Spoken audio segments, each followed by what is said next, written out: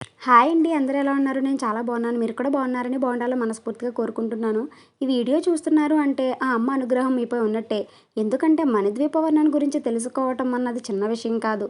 ఎన్నో జన్మల పుణ్యఫలం ఇచ్చే మణిద్వీప వర్ణన ప్రతిరోజు చదవటం వల్ల, లేదంటే శుక్రవారం నాడు 9 సార్లు పారాయణ లేదా గానం చేయటం వల్ల ధనకనక వస్తు వాహనాది సంపదలు కలిగి భక్తి జ్ఞాన వైరాగ్య సిద్ధులతో ఆయురారోగ్య ఐశ్వర్యాలతో తులతూగుతారని ఈ మణిద్వీప వర్ణన ఫలశ్రుతి అనేది మనకి మనకి తెలుపుతుంది. అలాగే సొంతింటి కల నెరవేరటానికి, సొంతింటిలో అష్టసిద్ధులు నెరవేరటానికి ఈ మణిద్వీప వర్ణన చాలా శుభప్రదం. అయితే ఈ పారాయణ ఎలా చేసుకోవాలి?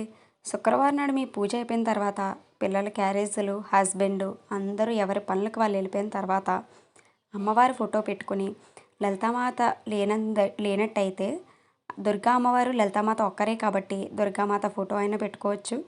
ధూపం వేసుకుని 9 పువ్వులు అమ్మవారి ముందుగా, నేనైతే అలా చేస్తాను.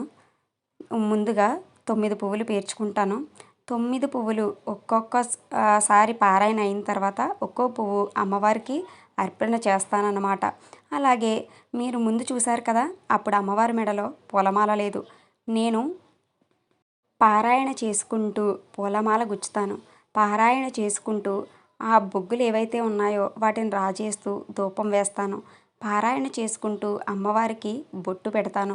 పారాయణ చేస్తూ అమ్మవారిని భజన చేస్తాను. అలాగే మన మనసు అమ్మవారి యందు నిమగ్నం చేసి మనస్ఫూర్తిగా పనులన్నీ ఎక్కడవక్కడ పెట్టేసి అమ్మవారి ముందు కూర్చుని మనస్ఫూర్తిగా ఈ లలితా పారాయణ అయితే చేయాలి.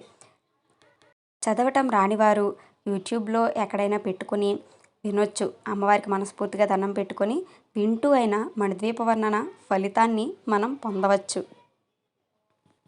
నేను కొన్ని నెలలుగా ఈ లలితా పారాయణ చేస్తున్నప్పటికీ ఇప్పుడే ఎందుకు చెప్పాలనిపించిందో, అందరికీ షేర్ చేయాలనిపించిందో నాకైతే తెలీదు. అది కూడా అమ్మవారి అనుగ్రహమే అనుకుంటున్నాను. 10 మందికి అమ్మవారి గురించి, మణిద్వీప వర్ణన గురించి చెప్పే భాగ్యం నాకు వచ్చింది అంటే నేను కూడా చాలా అదృష్టంగా భావిస్తున్నాను. అలాగే చూడండి, ప్రతి పువ్వు అమ్మవారి చెంతకి చేరింది. నా పారాయణ ఒక్క పువ్వు మాత్రమే అక్కడ ఉంది. సారి పారాయణతో నా పారాయణ పూర్తయినట్టు అనమాట.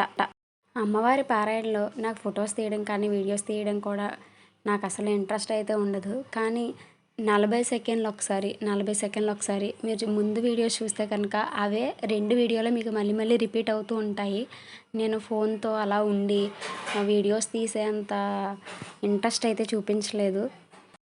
అదే పనిగా కూర్చొని చదవటానికే కుదరదు అనేవాళ్ళు తమ పని తాము చూసుకుంటూ అలా రోజంతా 9 మార్లు పారాయణ చేయవచ్చు.